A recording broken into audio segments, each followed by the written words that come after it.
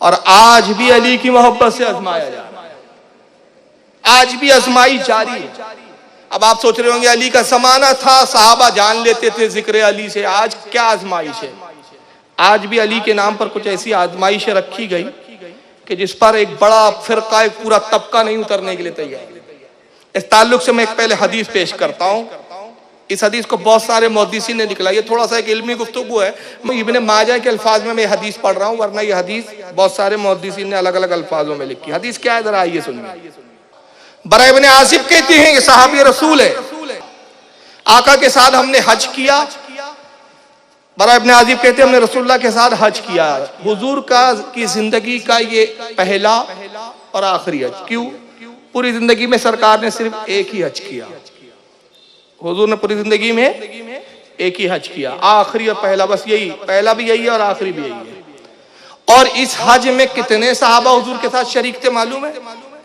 1,24,000 सहाबा।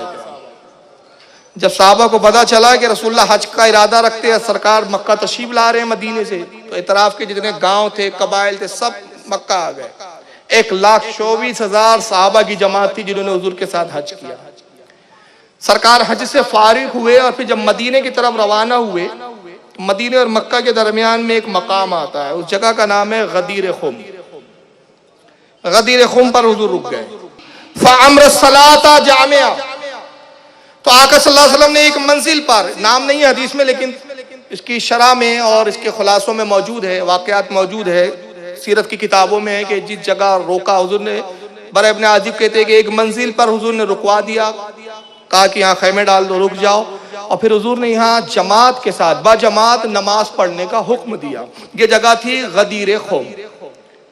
गदीर खुम नाम की जगह पे हुजूर ने रुकवा दिया काफिले को, कहा रुक जाओ, नमाज बजमात पढ़ी जाए। बिलाल ने अजान पुकारी, सरकार ने, गालिबन जोहर की नमाज थी, जोहर की नमाज पढ़ी, आका ने नमाज खत्म की, फिर फरमाया आइना अली, कहाँ है अली? अली हाजिर हुए, सरकार में हाजिर हुए। अब आगे अल्फाज है, फाखज़ा बियदि अली रज़ियल्लाहु अन्हु, आका ने अली का हाथ पकड़ा, अपने सीधे हाथ में अली का हाथ लिया और हाथ को बुलंद किया और सहाबा को मुखातिब किया, अली का हाथ रसूल के हाथ में है, अली का हाथ दस्ते रसूल में है। और सहाबा को मुखातिब करते रसूल कहते फ़क़ाल अलस्तु औला बिल मुमिनीना मिन अनफुसिहिम, ऐ मेरे साहबियों बताओ क्या मैं तुम्हारी जानों से ज्यादा तुमसे करीब नहीं हूं? क्या मैं तुमसे तुम्हारी जानों से ज्यादा तुम्हारा मालिक नहीं हूं? बताइए, जान से ज्यादा कोई करीब हो सकता है? जान से ज्यादा किसी चीज पर हमें इख्तियार है? आका कहते हैं मैं तुम्हारी जानों से ज्यादा तुम पर इख्तियार रखता हूं, तुम्हारी जानों से ज्यादा औला के मायने करीब भी होते हैं, मैं तुम्हारी जानों से ज्यादा तुमसे करीब हूं। क्या मैं नहीं हूं? अलस्तो, क्या मैं तुम, ये अलस्तो सवाल है, ये अलस्तो औला बिल मोमिनीना मिन अनफुसिहिम, क्या मैं तुम्हारी जानों से ज्यादा तुम पर करीब नहीं हूं, तुम पर मालिक नहीं हूं? कालू बला, तो साहबा ने अर्ज किया कि या रसूलल्लाह क्यों नहीं, बेशक आप हमारी जानों के मालिक हैं, हमारी जानों से आप बेशक आप करीब हैं। काल, फिर दोबारा इरशाद फरमाया अलस्तु औला बिकुल्लि मोमिनिन मिन नफ्सिही, क्या मैं तमाम मोमिनों की जान से ज्यादा करीब नहीं हूं? देखिए, पहले तो साहबा से कहा मैं तुम्हारी जान से ज्यादा करीब नहीं हूं, फिर दूसरे में जुमला बदल दिया आका ने और दूसरे जुमले में कहा बेकुल्ले मोमिनीन, तमाम मोमिनों से ज्यादा। तो गोया आका कह रहे हैं कि विसाल के बाद भी कयामत तक जितने मोमिन आएंगे मैं उनसे भी उनकी जानों से ज्यादा करीब हूं। मेरी मौत और हयात में कोई फर्क नहीं है, मौत मेरी अपनी उम्मत से मुझे दूर नहीं कर सकती, मौत के बाद भी मैं कयामत तक आने वाली उम्मत से ज्यादा करीब हूं, उनकी जानों से ज्यादा करीब हूं। क्या मैं तमाम मोमिनों की जानों से ज्यादा करीब नहीं हूं? कालू बला, साहबा ने कहा या रसूलल्लाह क्यों नहीं, बेशक आप हर उम्मती की जान से ज्यादा करीब हैं। काल, फिर आका ने इरशाद फरमाया फहाजा वलियु मन अना मौला, अली का हाथ रसूल के हाथों में और कहा सुनो, जिसका ये वली, जिसका अली मददगार, जिसका मौला अली, मैं भी उसी का मौला।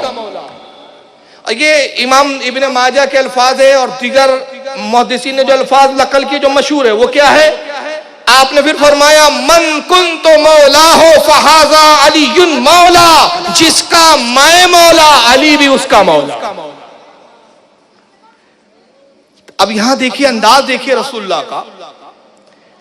पहले सहाबा से क्या इकरार करवाया है, तुम्हारी जानों से ज्यादा करीब नहीं हूं, तुम्हारी जानों से ज्यादा करीब नहीं हूं। साहबा ने इकरार किया, हाँ आप हमारी जानों से ज्यादा मालिक, हमारी जानों से ज्यादा करीब। हुजूर चाहते तो डायरेक्ट भी ये फरमा देते, डायरेक्ट कह देते जिसका मैं मौला अली भी मौला। ये बाद में कहा, बल्कि पहले क्या कहा कि ऐ लोगों इकरार करो, मानो, तस्लीम करो कि मैं क्या तुम्हारी जानों से ज्यादा करीब नहीं। तो रसूल की इस बात को जब सबने कबूल किया, तब उसके बाद कहा मैं जिसका मौला अली भी उसका मौला, मैं जिसका मददगार अली भी उसका मददगार। तो पता चला कि आका ने पहले इकरार करके बता दिया कि मौला वो होता है जो जानों से ज्यादा मालिक होता है, मौला वो होता है जो जानों से ज्यादा करीब होता है। तो जब मैं तुम्हारे करीब और तुम्हारा मौला, तो अली भी तुमसे करीब, अली भी तुम्हारा मौला।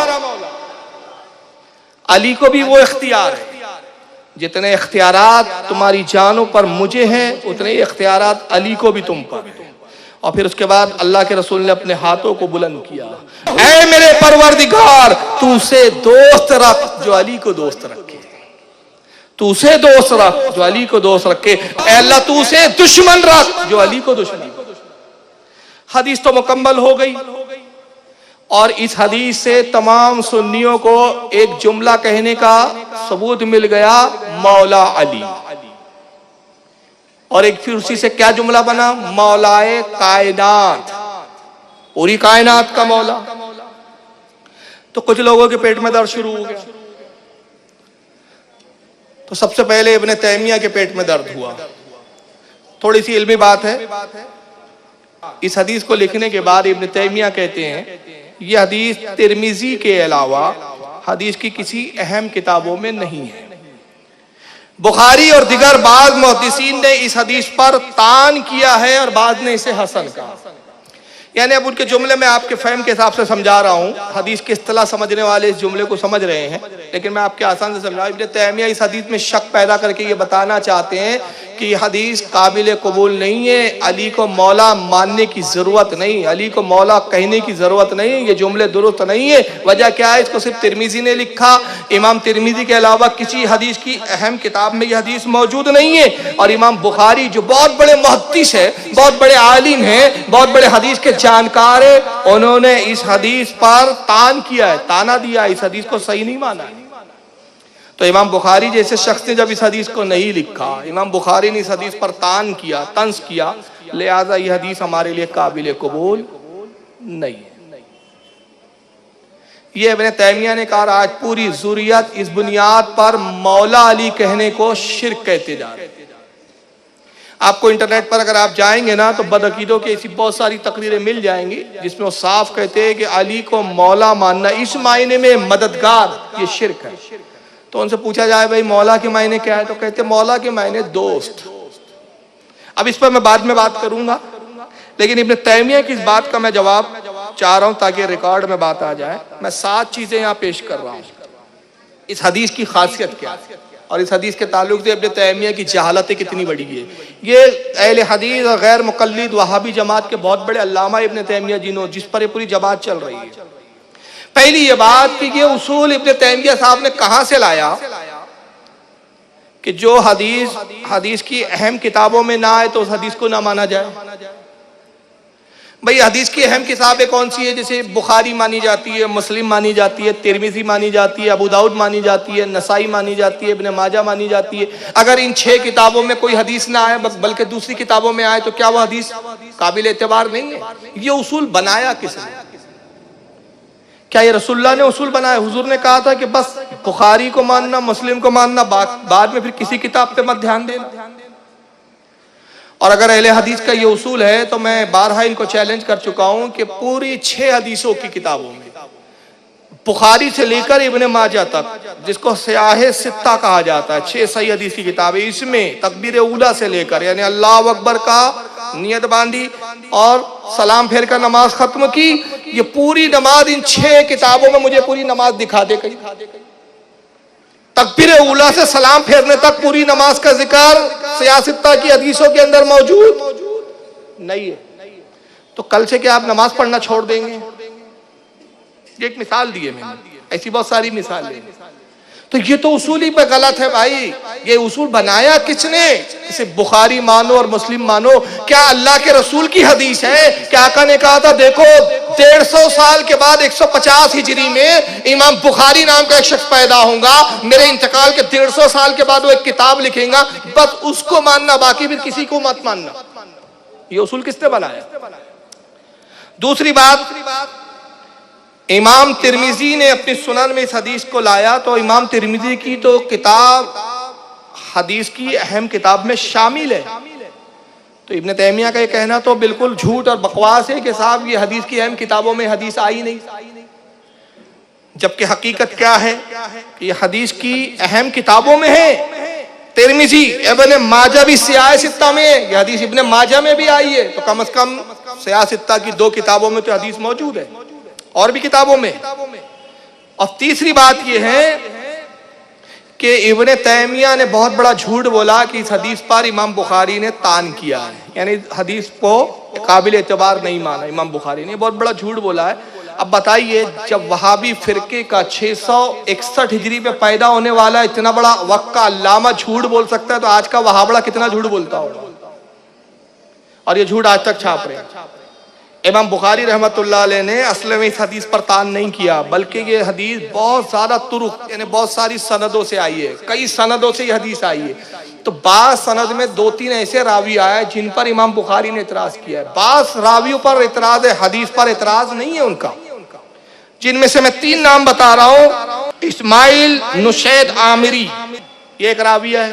सुहैम बिन हुसैन असदी, उस्मान बिन आसिम, ये 3 रावी है जिनको इमाम बुखारी ने अपनी किताब तारीखुल कबीर इस पर इसमें तस्करा किया, और इन 3 रावियों पर इतराज किया है कि 3 रावी सेहत के दर्जे पर नहीं है, ये ज़ईफ रावी है। लेकिन दूसरे तुरुक से कि जो हदीसें आई है ये मुअत्तबर रावी से आई है, तो हदीस पर इमाम बुखारी का इतराज नहीं है। और चौथी बात, इस हदीस की अब मैं 4 बड़ी खास खासियतें बता रहा हूं, 4। अब चौथी बात सुनिए, क्या खास बात है। ये हदीस बहुत ज्यादा तुरुक से आई है, बहुत ज्यादा रिवायत। इस हदीस को बयान करने वाले 30 सहाबा इकराम। कितने सहाबा इकराम? 30 सहाबा इकराम।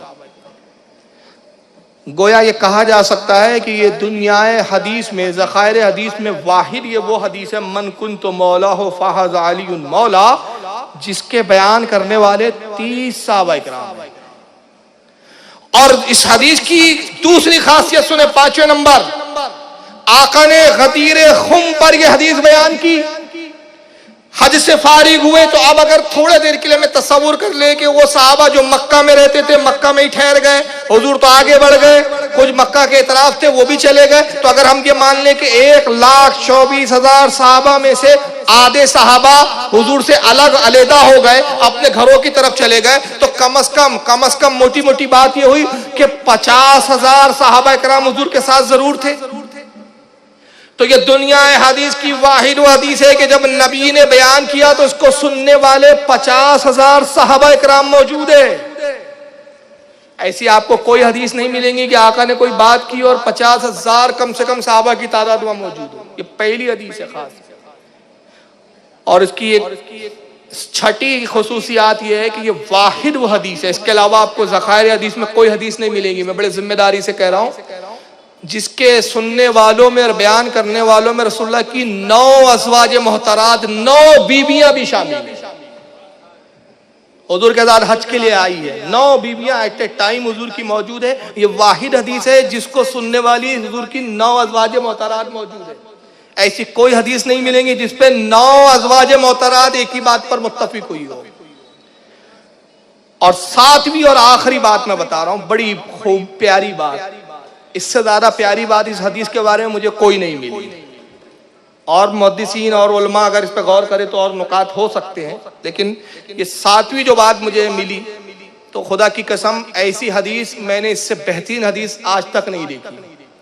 मुमकिन है हमारे उलमा ने देखी हो, लेकिन मेरी नजर से तो नहीं गुजरी। ये ज़खायर हदीस की वाहिद हदीस है। मन कुन तो मौला हो फाज़ा अलीउन मौला, जिसका मैं मौला अली उसका मौला। ये वाहिद हदीस है दुनिया ज़खायर की। जिन 30 सहाबा ने इसको बयान किया उसमें 10 अशरा मुबश्शरा भी है। वाहिद हदीस है। 10 वो अशरा मुबश्शरा साहबी जो जन्नती साहबी है, जिनको अल्लाह के नबी ने जन्नत की बशारत दी है। कौन से है वो 10 सहाबी जानते हैं आप? ये वाहिद हदीस है जिसमें अशरा मुबश्शरा है। कौन अशरा मुबश्शरा? आइए उसके ताल्लुक से भी वो हदीस ही में पढ़ देता हूँ। हदीस पढ़ दूंगा वो 10 के नाम भी आ जाएंगे और इसमें 2 फायदे हो जाएंगे। वो 10 सहाबा के नाम पता चल जाएंगे जो जन्नती अशरा मुबश्शरा, और हदीस की तिलावत का भी शर्फ हासिल हो जाएगा। तो हदीस ही पढ़ूं ताकि नाम भी आते जाए और हदीस की तिलावत का भी शर्फ हासिल हो जाए। और यही हदीस खुतबात में, जुमे के खुतबे में भी अक्सर पढ़ी जाती है। इसको इमाम तिरमिजी ने भी लिखा, इस हदीस को इमाम नसाई ने भी लिखा, इमाम अहमद इब्न हम्बल ने लिखा, इमाम इब्न हिब्बान ने अपनी सही में लिखा, इमाम हाकिम ने अल मुस्तदरक में लिखा, इमाम बहकी ने अपनी किताब अल इतिकाद में लिखा। और हदीस पाक कौन है, क्या है? इसके रावी है हज़रत सईद बिन ज़ैद रज़ियल्लाहु ताला अन्हु। रिवायत यूं है, अन सईद इब्न ज़ैद रज़ियल्लाहु अन्हु अन्ना रसूलुल्लाह सल्लल्लाहु अलैहि वसल्लम क़ाल अशरतुन फिल जन्नह। आका, इसका पस मंजर यह है कि आका जुमे के दिन मिंबर पे तशरीफ लाए। सरकार बड़े खुश थे उस वक्त। जुमे पे मिंबर में तशरीफ लाए और मिंबर से आपने खिताब करते हुए कहा, ऐ लोगो 10 लोग जन्नती है, दुनिया में जन्नत की बशारत दे दी। कहा लोगो ये 10 वो लोग हैं जो जन्नती हैं। और उसके बाद फिर उसने नाम पुकारना शुरू किए। अबू बकर फिल जन्ना, अबू बकर जन्नती है। वह उमर फिल जन्ना, उमर जन्नती है। वह उस्मान फिल जन्ना, उस्मान जन्नती है। वह अली इब्न अबी तालिब फिल जन्ना, अली इब्न तालिब जन्नती है। वह जुबैर इब्न अव्वाम फिल जन्ना, जुबैर इब्न अव्वाम जन्नती है। वह तलहा फिल जन्ना, तलहा जन्नती है। अब्दुर्रहमान इब्न औफ फिल जन्ना, अब्दुर्रहमान इब्न औफ जन्नती है। अबू उबैदा फिल जन्ना, साद इब्न अबी वक्कास फिल जन्ना। अबू हज़रत सईद बिन ज़ैद ने 9 नाम लेकर खामोश हो गए। साहबा से जब उन्होंने हदीस बयान की, कहा रसूलुल्लाह मिंबर पर आए, कहा 10 लोग जन्नती है, अबू बकर जन्नती है, उमर जन्नती है, उस्मान जन्नती है, अली जन्नती है, जुबैर जन्नती है, तलहा जन्नती है, अब्दुर्रहमान जन्नती है, अबू उबैदा जन्नती है, साद इब्न अबी वक्कास जन्नती है। खामोश हो गए। तो रावी ने पूछा ये तो 9 हुए, आपने तो कहा हुजूर ने 10 का नाम लिया था, ये तो 9 हुए ना। आप खामोश हो गए। फिर रावी ने कहा हुजूर 10वां कौन है? कहा आप भी ना समझा, 10वां मैं खुद हूं। सईद बिन ज़ैद रज़ियल्लाहु ताला, वो 10वां मैं ही था जिसका नाम हुजूर ने लिया। ये वो 10 सहाबा है जो मन कुन तो मौला इस हदीस के भी रावी है। इतनी बेहतरीन हदीस यार, और ये वहां भी कह रहे हैं कि सब हमारे नजदीक ये मोतबर नहीं। अब जो इब्न तैमिया का एतराज है कि हदीस की अहम किताबों में हदीस नहीं आई, मैं चंद के नाम ले रहा हूँ। बात रिकॉर्ड करना मेरा मकसूद है, इसलिए मैं नाम ले रहा हूँ, गिनना आपका काम है। और इब्न तैमिया की इस अकीदे पर लानत भेजिए, इन वहाबियों पर लानत के बोल बोलिए कि ये नाम के अहले हदीस है। खुदा की कसम, हदीस के नाम पर हदीस का गला जिन्होंने सबसे ज्यादा घोटा है यही अहले हदीस, अहले खबीस है। हदीस के नाम पर हदीस का कत्ल किया है इन्होंने। इसको कितने ने लिखा? क्या ये हदीस की अहम किताबें नहीं है? इसको इमाम इब्न माजा ने अपनी सुनन में लिखा, अल मुकद्दिमा के अंदर, जिल्द नंबर 1 सफ़ा 88, हदीस नंबर 116। इमाम तिरमिजी ने अपनी सुनन में इसको लिखा, जिल्द नंबर 5 सफ़ा 633, हदीस नंबर 3713। इमाम अब्दुल रज़्ज़ाक, ये कौन है इमाम अब्दुल रज़्ज़ाक? ये इमाम अब्दुल रज़्ज़ाक इमाम अहमद इब्न हम्बल के उस्ताद है और इमाम बुखारी और इमाम मुस्लिम के दादा उस्ताद है। अब बताइए, दादा उस्ताद इमाम बुखारी के लिख रहे, इब्न तैमिया कह रहे किसी मुहद्दिस ने लिखा ही नहीं है, अहम मुहद्दिस ने। इमाम अब्दुल रज़्ज़ाक ने अपनी अल मुसन्नफ जिल्द 11 सफ़ा 225, हदीस नंबर 20388 पे लिखा। इसी मन कुन तो मौला वाली इस हदीस को इमाम इब्न अबी शैबा, ये भी इमाम बुखारी और इमाम मुस्लिम के उस्ताद है, इमाम अबू दाऊद के भी उस्ताद है, इन्होंने भी अपनी किताब अल मुसन्नफ जिल्द 6 सफ़ा 366, हदीस नंबर 32072 पे लिखा। इमाम अहमद इब्न हम्बल ने मुस्नद अहमद जिल्द नंबर 5 सफ़ा 347, हदीस नंबर 22,995 पे लिखा। इमाम नसाई ने सुननुल कुबरा के अंदर जिल्द 5 सफ़ा 131 पे लिखा। इमाम हैसमी ने मजमऊ ज़वाइद अपनी किताब जिल्द 9 सफ़ा 108 पर इस हदीस को लिखा। इमाम खतीब बगदादी ने अपनी किताब तारीख बगदाद जिल्द 12 सफ़ा 343 पर इस हदीस को लिखा। इमाम इब्न अबी आसिम ने अपनी किताब अस्सुन्ना सफ़ा 602 हदीस नंबर 1359 पर लिखा। इमाम इब्ने हुस्सामुद्दीन हिंदी ने अपनी हदीस की किताब कंजुल उम्माल जिल्द 11 सफ़ा 608 हदीस नंबर 32,946 पर लिखा। इब्ने असाकिर ने तारीख दमिश्कुल कबीर सफ़ा 144 पर लिखा।